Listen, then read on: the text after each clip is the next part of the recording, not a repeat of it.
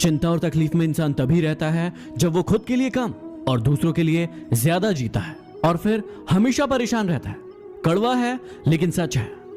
माँ कहती रही, बेटा मेरी दौलत है तू, और बेटा किसी और को अपनी जिंदगी मान बैठा।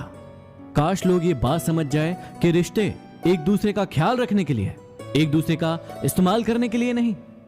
जिंदगी में एक दोस्त ऐसा जरूर बनाना कि यदि भगवान को आपकी बहुत ज्यादा याद आए और वो आपको उनके पास बुला ले, तो वो दोस्त आपके पूरे परिवार को संभाल ले। क्या आपके पास है ऐसा दोस्त? यदि आपकी उम्र 16 से लेकर 25 साल के बीच में है तो ध्यान से सुनिएगा। यही वो उम्र है जिसमें आपको जिंदगी के सबसे मतलबी लोग मिलेंगे, जो आपका यूज करके आपको हमेशा के लिए छोड़ देंगे। इसलिए बच के रहिएगा। जिंदगी में अपने सीक्रेट कभी किसी को मत बताना, क्योंकि एक दिन आएगा जब वो इंसान आपको उन्हीं बातों को याद करवाकर नीचा दिखाने की कोशिश करेगा और ताने मारेगा। यदि आपको किसी से मोहब्बत है तो उस पर कभी शक मत करो, और यदि किसी पर शक है तो उससे कभी मोहब्बत मत करो।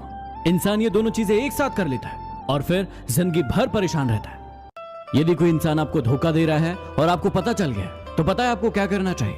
आपको उस इंसान को कभी नहीं बताना चाहिए कि आपको पता चल गया, और आपको उस इंसान को हमेशा के लिए छोड़ देना चाहिए, ताकि जिंदगी भर वो परेशान रहे कि आपने उसे छोड़ा क्यों। जीवन का एक बहुत बड़ा रहस्य बताता हूं जो आपके हमेशा काम आएगा। आप किसी इंसान के जितना करीब आने की कोशिश करेंगे, वो आपसे उतना ही दूर जाएगा, और उस इंसान से जितना दूर जाएंगे वो आपके उतना ही करीब आएगा। ट्राई करके देख लो।